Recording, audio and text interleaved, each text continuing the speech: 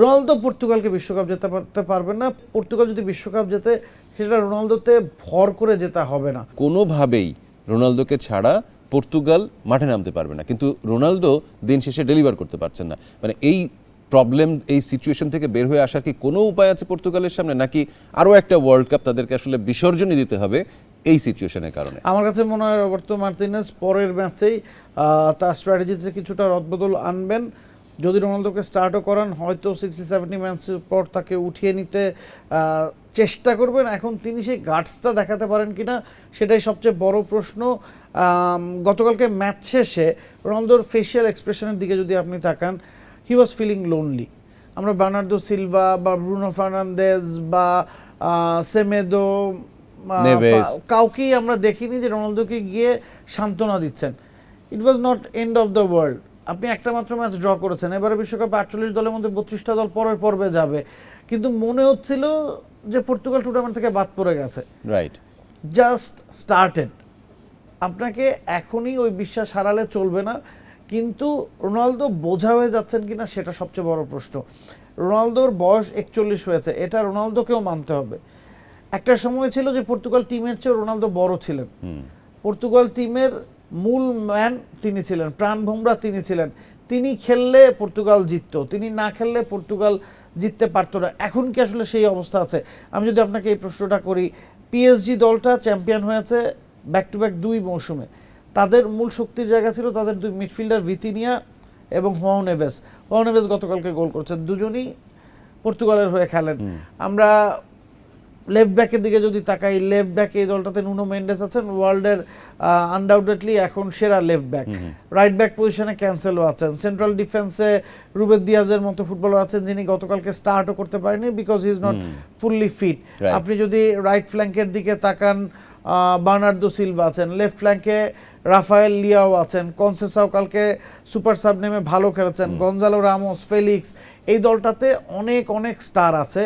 রোনালদোর উচিত তাদের সাথে অ্যাকোমোডেট করে, এমবাপ্পে যেই কাজটা ফ্রান্সের হয়ে করেন যে তিনি সর্বেসর্বা, রোনালদো ওই সর্বেসর্বা ছিলেন। এখন যে আর নাই সেটা তার নিজের বোঝার সময় হয়েছে।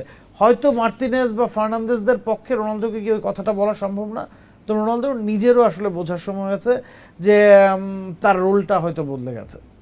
রোনালদোর রোল বদলে গেছে, আপনি বুঝতে পারছেন, আমি বুঝতে পারছি, দর্শক যারা খেলা দেখেছেন তারা বুঝতে পারছেন। ইনফ্যাক্ট ইন্ডিপেন্ডেন্ট নিউজ তারা একটা নিউজ করেছে যে 10 মেন অ্যান্ড আ স্ট্যাচু।